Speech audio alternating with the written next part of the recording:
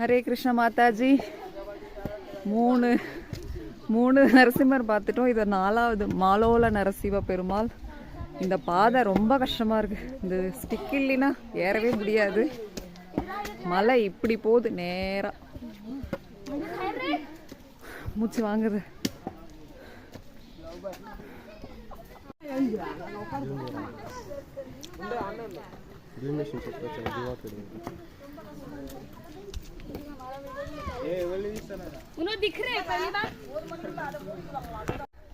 இந்த மாதிரி ஒரு அற்புத இடத்தை பார்த்துருக்கீங்களா? சொல்லுங்க உங்களோட கருத்தை.